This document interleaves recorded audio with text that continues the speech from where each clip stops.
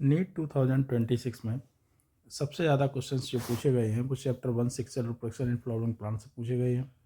और उसके बाद दूसरे नंबर पे प्रेफरेंस जो आपका चैप्टर है वो है आपका मॉलिक्यूलर बायोलॉजी। तो हम सबसे पहले आज क्लियर करेंगे चैप्टर 1 के बारे में, सेक्सुअल रिप्रोडक्शन को पूरा समझाएंगे। इससे जितने भी हिडन फैक्ट आपके एनसीईआरटी में जुड़े हुए हैं, जो आप लोग नहीं पढ़ पाते या इग्नोर कर देते हैं, जिनसे क्वेश्चंस बनते हैं, उन क्वेश्चंस को समझाएंगे। मोस्ट इंपॉर्टेंट पैरा जो है जहाँ से क्वेश्चन बनते हैं, जिन लाइन से बनते हैं, जिन शब्दों से बनते हैं, उनके बारे में समझाएंगे।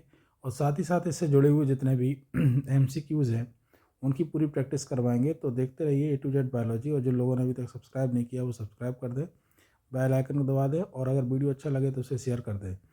सबसे पहले स्टार्ट करते हैं chapter 1 sexual reproduction and flowering plants. तो आपके जो कोर्स में है वो है फ्लावर। पहले आपको फ्लावर स्ट्रक्चर पढ़ना है, and second pre fertilisation structures पढ़ने हैं। उसके बाद डबल फर्टिलाइजेशन पढ़ने हैं, पोस्ट फर्टिलाइजेशन स्ट्रक्चर्स पढ़ने हैं, एपोमिक्सिस और पॉलीएम्ब्रियोनी पढ़नी है। जिसमें ये वाली जो दो टॉपिक हैं ये सबसे ज़्यादा बड़े टॉपिक हैं जिनको आपको बहुत ध्यान से समझना होगा। सबसे पहले समझते हैं flower. Flower A fascinating organ of angiosperms. तो फ्लावर में जो वर्ल होते हैं वो 4 वर्ल होते हैं। और फ्लावर में हमारे पास 2+2 दो ऐसे होते हैं जो एसेंशियल होते हैं, और दो ऐसे होते हैं जो नॉन एसेंशियल होते हैं। यानी कि एसेंशियल वो जो गैमीट प्रोड्यूस करें, और नॉन एसेंशियल वो जो केवल फर्टिलाइजेशन में हेल्प करें। तो इसमें आपको पहला है कैलिक्स और दूसरा है corolla. These are the non essential, these are the non essential whorl. इसमें पहला कैलिक्स जो है जिसकी यूनिट सेपल होती है। तो जब फ्लावर बड कंडीशन में होता है, तो फ्लावर जब बड कंडीशन में होता है तो ये कैलिक्स उसके चारों ओर फ्लावर की प्रोटेक्शन करता है, इसलिए ये पहले नंबर का वर्ल है। नंबर दो वर्ल है जो वो कोरोला है। पेटल इसकी यूनिट होती है, और पेटल वो होते हैं जो बहुत कलरफुल होते हैं, most attractive part of the flower है। तीसरा है एंड्रोसियम, जो कि फ्लावर का मेल पार्ट है। इसकी यूनिट स्टेमेन होती है। और जबकि फीमेल पार्ट है उस वर्ल को कहते हैं गानोसियम, इसकी यूनिट कार्पिल होती है। उम्मीद है आपको ये समझ में आ गया होगा। नेक्स्ट है, अगर हम इस वर्ल की पोजीशन देखें तो सबसे अंदर होता है गायनोसियम, उसके बाहर होता है एंडोसियम, उसके बाद होता है कोरोला, उसके बाद होता है कैलिक्स। तो ये 4 वर्ल है, इनको आप ध्यान से देख लें। इसी तरीके के आपको ये डायग्राम आपको देखने को मिलेंगे, जहाँ पर यहाँ पर ये देखिए, ये गायनोसियम है, ये एंड्रोसियम है, ये पेटल है यानी कि करोला, और ये है सेपल। तो इस तरीके से ये बना हुआ है एक स्ट्रक्चर जो आपकी दे रखी है एनसीईआरटी में। उस एनसीईआरटी के स्ट्रक्चर्स को देख लेते हैं। सबसे नीचे ये जो है जिस स्ट्रक्चर पे जिस पे लगा हुआ है ये, that is called a thalamus. ये सेपल है, ये पेटल है, ये एंड्रोसियम है जिसको स्टेमेन, और यहाँ पर ये जो स्ट्रक्चर दिख रही है ये वाली, ये गायनोसियम है। अब आते हैं प्री फर्टिलाइजेशन स्ट्रक्चर्स के बारे में। तो प्लांट्स के अंदर बहुत सारे हार्मोनल और स्ट्रक्चरल चेंजेस होते हैं जिसकी वजह से डिफ्रेंशिएशन होता है, और डिफ्रेंशिएशन से फ्लोरल प्राइमोर्डियम यानी कि वो पार्ट बनते हैं जिनसे फ्लावर डेवलप होता है। और इस तरीके से फ्लोरल प्राइमोर्डियम से यानी कि बड से ही पहले बड डेवलप होगी, उसके बाद इन्फ्लोरेसेंस डेवलप होगा जिसमें आपका फ्लावर बनता है। अब इसमें कुछ एक नाम है जो आपको बहुत ज़्यादा कंफ्यूज करते हैं, उन कन्फ्यूजन्स को आप क्लियर कर लें। जैसे कि जो कार्पेल है, उस कार्पेल को क्या कहेंगे? कार्पेल मीन्स समझ रहे हैं आप, carpel is the female part. So this is called as megasporophyll. Ovule जिसमें मेगास्पोर बनता है, that is called as megasporangium. आपने ये सारे वर्ड सुने होंगे लास्ट 11th में, जब वहाँ पर आपने टेरिडोफाइट्स को, जिम्नोस्पर्म्स को पढ़ा होगा तो उसमें बार बार ये वर्ड आ रहे होंगे, लेकिन यहाँ पर आपने ये वर्ड नहीं पढ़े। ये मॉडिफाइड है। Megasporophyll now convert and modified into carpel. Megasporangium also called as ovule, and the female gametophyte is called as embryo sac, and female gamete जो है that is called egg।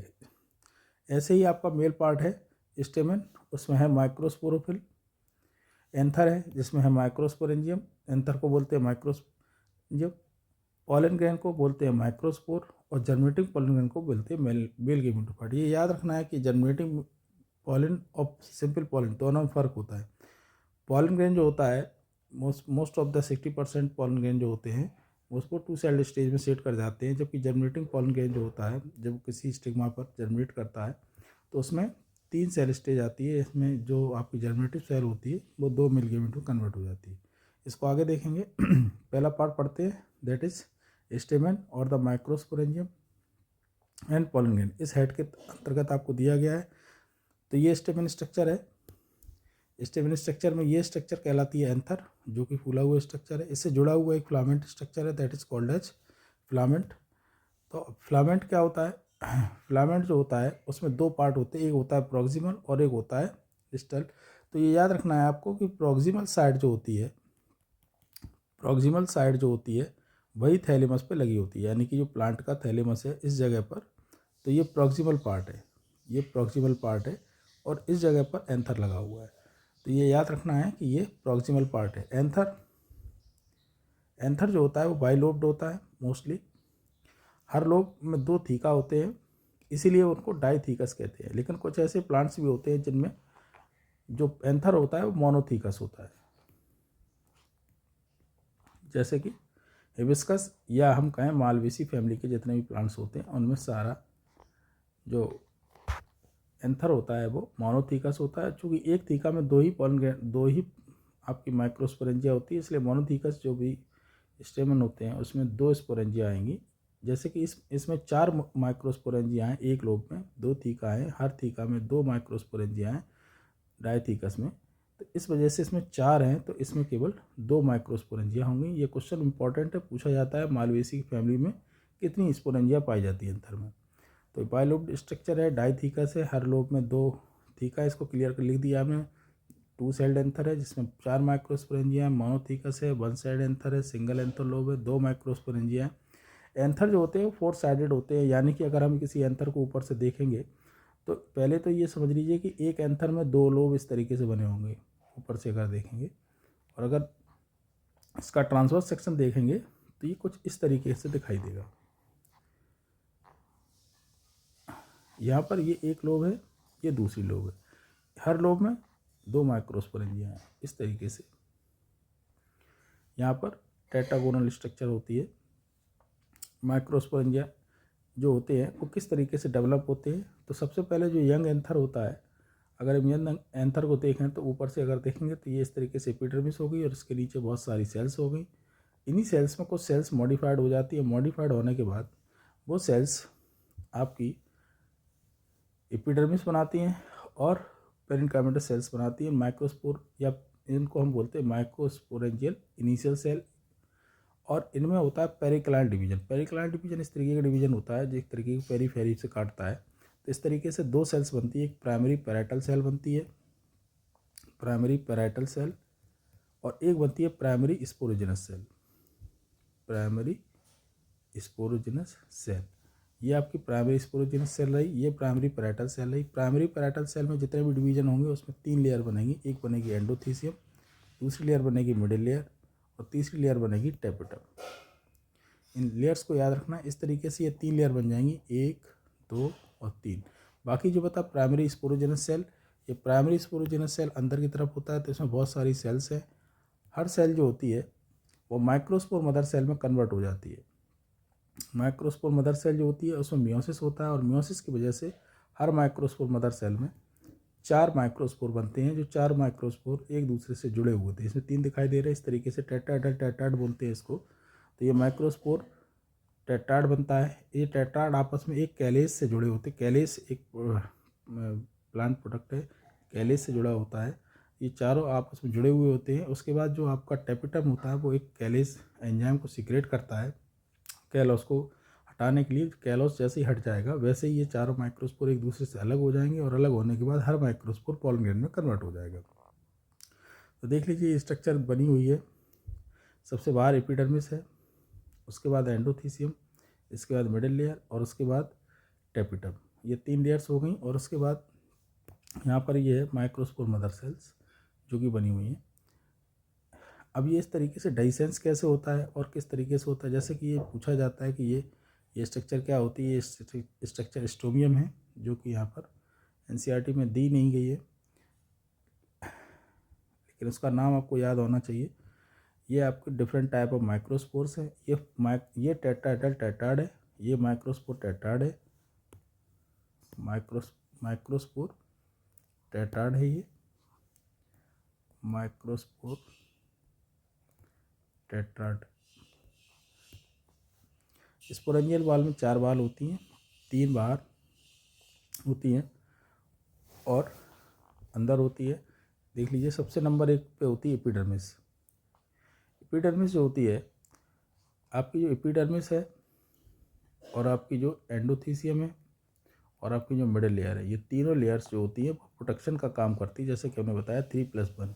और जो एक लेयर बची है वो है टैपिटम, और ये टैपिटम जो होती है वो न्यूट्रिटिव होती है, इसका फंक्शन न्यूट्रिशन है।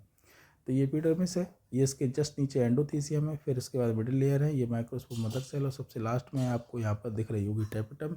टैपिटम जो होती है मल्टी न्यूक्लिएटेड होती हैं, मल्टी न्यूक्लिएटेड होती है इस तरीके से, और वो न्यूट्रिटिव फंक्शन करती हैं, साथ ही साथ हार्मोनल और एंजाइमेटिक फंक्शन करती हैं।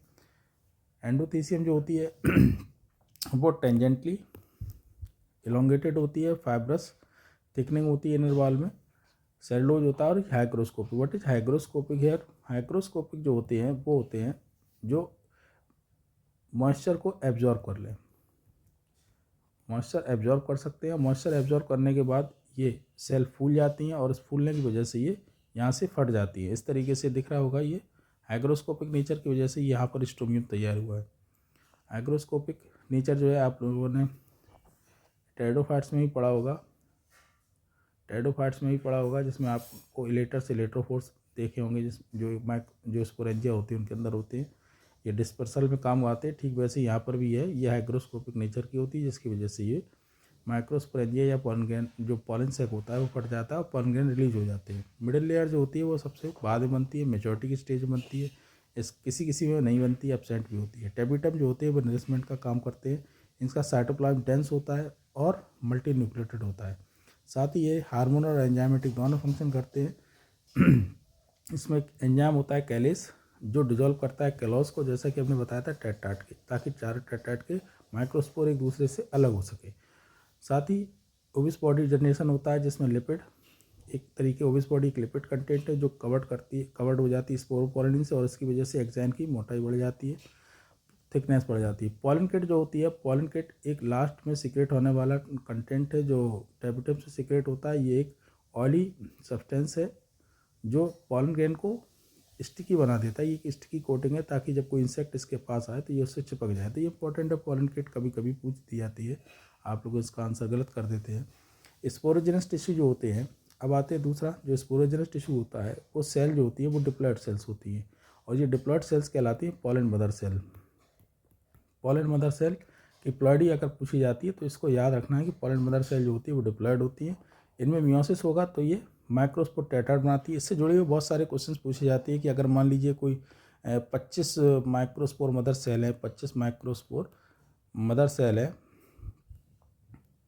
तो हमें बताइए, माइक्रोस्पोर मदर सेल है, पॉलन मदर सेल एक ही बात होती है, तो हमें बताइए कि 100 माइक्रोस्पोर बनने में या 100 पॉलन ग्रेन बनने में कितने मियोसिस होंगे। तो 25 मियोसिस होंगे, ये याद रखना है। 25 हर एक जो होता है, हर माइक्रोस्पोर 4 माइक्रोस्पोर को बनाता है, 4 माइक्रोस्पोर बनाता है। एक माइक्रोस्पोर से 4 माइक्रोस्पोर बनते हैं, तो 25 से कितने बनेंगे, 100 बनेंगे, इतने ही वो चाहिए होंगे।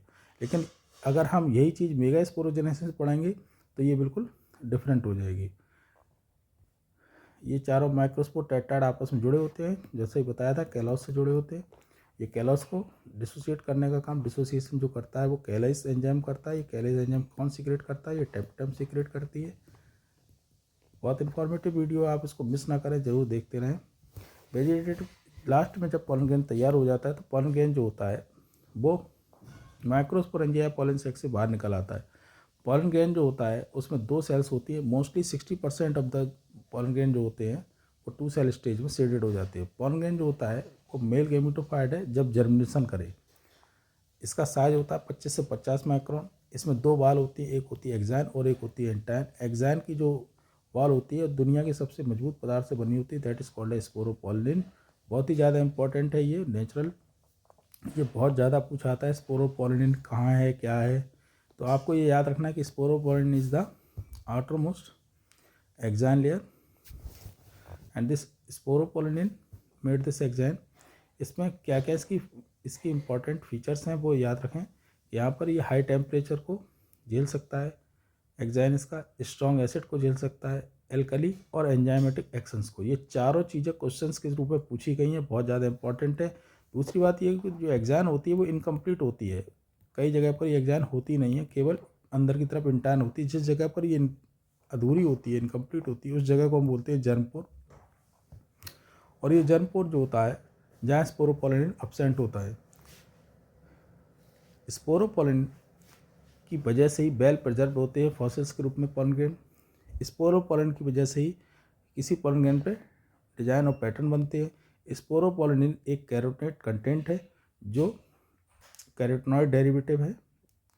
और नेक्स्ट इज इंटाइन। ये स्पोरोपोलिन से जुड़े हुए जितने भी फैक्ट हैं इनको जरूर ध्यान से रिवाइज कर लें, ये इंपॉर्टेंट है, बहुत ज़्यादा क्वेश्चन पूछे जाते हैं। अभी आपको क्वेश्चन प्रैक्टिस में रिवाइज करवा देंगे इसको। इंटाइन जो होती है वो थिन और कंटिन्यूस होती है, सेलुलोज या पैक्टिन से बनी होती है। इसको पैक्टोसेलुलोज के नाम से भी लिखा जाता है, सेलुलोज और पैक्टिन के नाम से भी ये क्वेश्चन पूछा जाता है।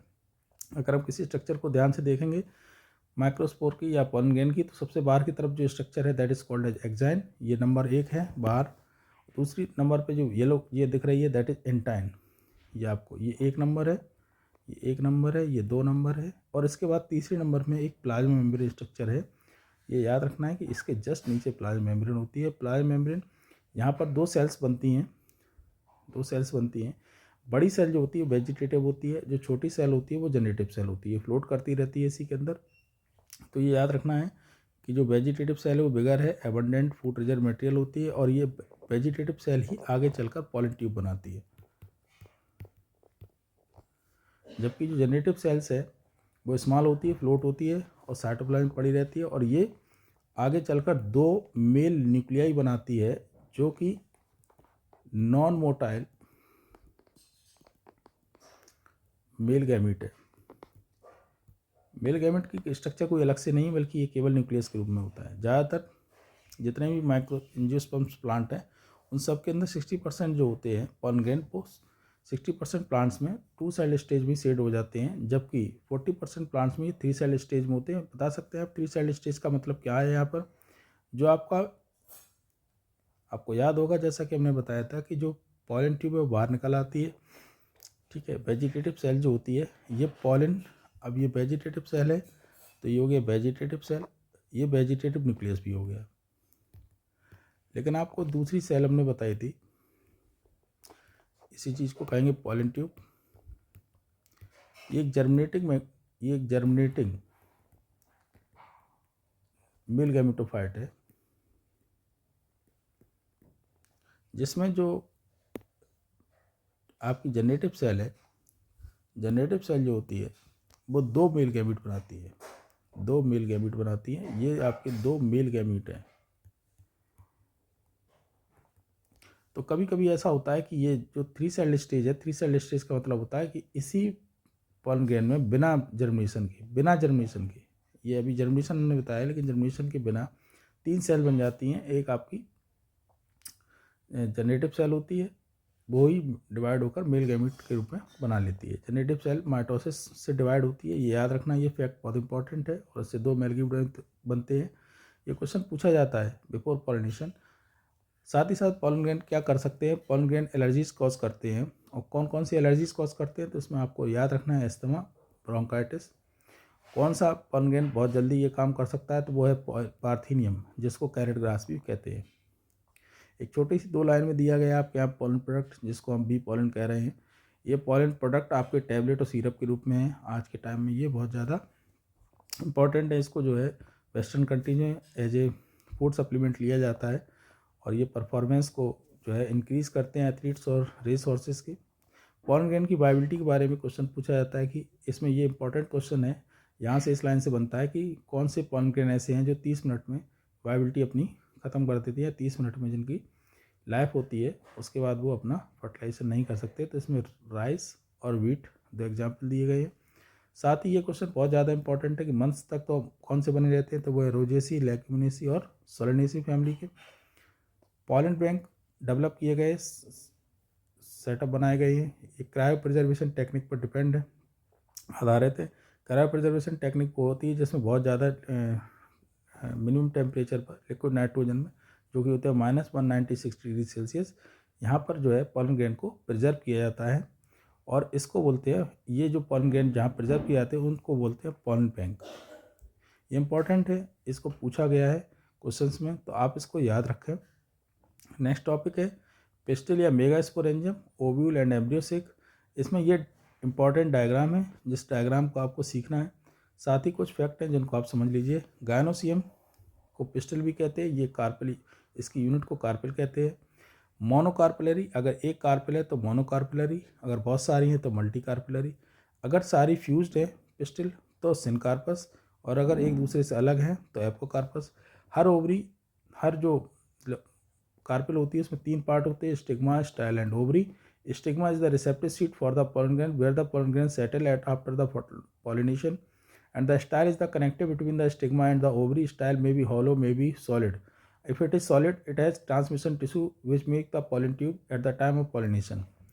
Locule या ओवरी जो होती है वो लास्ट का सोलेंट पार्ट है। After the fertilisation this ovary become convert into fruit, और इसकी जो अंदर की जगह है that is called as locule. इस लॉक्यूल के अंदर होता है प्लेसेंटा, जहाँ पर ओव्यूल्स अरेंज होते हैं। प्लेसेंटा से ही ओव्यूल को डेवलपमेंट होता है। तो मेगास्पोरेंजिया जो होते हैं वो, मेगास्पोरेंजिया या ओव्यूल जो होते हैं वो प्लेसेंटा से अरेंज होते हैं, और इसकी जनरेशन को बोलते हैं मेगास्पोरेंज। ये ओव्यूल को स्ट्रक्चर को बोलते हैं, वो कहते हैं मेगास्पोरेंजियम। मेगास्पोरेंजियम में 3 ये जो है याद रखना है आपको। ये जो स्ट्रक्चर है वो याद रखना है इस तरीके से, जैसे ये मान लीजिए ये एक आपका ओव्यूल है, तो जिस जगह से ये थैलेमस से जुड़ा हुआ है या प्लेसेंटा से जुड़ा हुआ है that is called as funiculus, और फ्यूनिकल बोलते हैं इसको। जिस जगह जुड़ा हुआ है that is called as hilum. ये जैसे मान लीजिए लिखा हो फ्यूनिकल, जिस जगह जुड़ा हुआ है that is called as hilum. Hilum is the part, ये हिलम है। इसके बाद माइक्रोपाइल, और पूरी की पूरी जो बॉडी होती है इसकी न्यूक्लियस से बनी होती है। न्यूक्लियस द डिप्लॉयड सेल्स, ये लिखा हुआ है न्यूक्लियस, जो कि होती है डिप्लॉयड। और इन्हीं ये न्यूक्लियस जो होता है मोस्टली कहाँ पर है इनका, मोस्टली इंटेगुमेंट पे होते हैं। कभी कभी इंटेगुमेंट नहीं होते, अगर एक इंटेगुमेंट है तो यूनिटैगमिक, 2 इंटेगुमेंट है तो बाइटैगमिक। इस तरीके से ओव्यूल के 2 टाइप्स होते हैं। इसके अंदर एक स्ट्रक्चर होती है megaspore that also called as embryo sac. तो इस तरीके से हमें 4 चीज़ें 5 चीज़ें याद रखनी है इसके बारे में। जो फ्यूनिकल क्या होता है इसको हमने डिटेल में लिख दिया है। Funicle is the stalk by which ovule is attached to placenta. Hilum is the point of attachment of funicle to body of ovule. Integument is the nucleus is covered on its outside by 1 or 2 covering called integument. Micropyle वो जगह है जहाँ पर, देखिए याद से, micropyle वो जगह है जहाँ पर ये इंटेगुमेंट अधूरे हैं, ये कहलाती है माइक्रोपाइल। तो ये माइक्रोपाइल हो गया। फिर है चलेजा। चलेजा वो जगह है जहाँ से ये चलेजा है, जहाँ से ये दोनों इंटेगुमेंट्स निकल रहे हैं, जिस जगह से निकल रहे हैं that is called as chalaza. ये चलेजा है। Nucleus is the main body of ovule made up of parenchymatous tissue is called nucleus. एक वर्ड पूछा गया है पेरिस्पर्म, बहुत ज़्यादा इंपॉर्टेंट है कि न्यूक्लियस जो होता है आफ्टर फर्टिलाइजेशन जब सीड मैच्योरिंग हो रहे होते हैं तो न्यूक्लियस जो है एक पतली सी लेयर के रूप में रह जाता है, तब इसको हम पेरिस्पर्म कहते हैं। कभी कभी जो होता है फ्यूनिकल इस तरीके से घूमकर ओव्यूल के चारों तरफ एक सर्कल बना लेता है दैट इज कॉल्ड एज एरेल, जैसा कि लीची में होता है। क्वेश्चन पूछे गए हैं इसलिए हमने आपको समझा दिया है। मेगास्पोरोजेनेसिस ये एक प्रोसेस है जिसमें जैसे माइक्रोस्पोर बनते हैं मेगास्पोर बनते हैं, लेकिन इसमें थोड़ा सा डिफरेंट है। डिफरेंस को आपको याद रखना पड़ेगा, नहीं तो आपसे इससे जुड़ा हुआ क्वेश्चन बहुत जल्दी गलत कर सकते हैं। जैसे कि formation of megaspore form from megaspore mother cell जो कि डिप्लॉयड होती है inside the megasporangium that is ovule, it is called as megasporogenesis. तो न्यूक्लियस की एक सेल, कोई भी सिंगल हाइपोटर्मल सेल इस तरीके से जो माइक्रोपाइल साइड है वो प्राइमरी आर्कोस्पोरियल सेल में कन्वर्ट हो जाएगी, और ये आर्कोस्पोरियल इनिशियल सेल जो होती है वो कन्वर्ट हो जाएगी मेगास्पोर मदर सेल में। मेगास्पोर मदर सेल जो होती है वो डिप्लॉयड होती है और ये मियोसिस करेगी, तो इससे 4 मेगास्पोर बनेंगे, 1 2 3 और एक 4, जिसमें से 3 मेगास्पोर जो माइक्रोपाइल्स की साइड के हैं वो डिसइंटीग्रेट हो जाएंगे, लेकिन चलेजा साइड वाला हमेशा फंक्शन में रहेगा, ये काम करेगा, that is called as functional megaspore.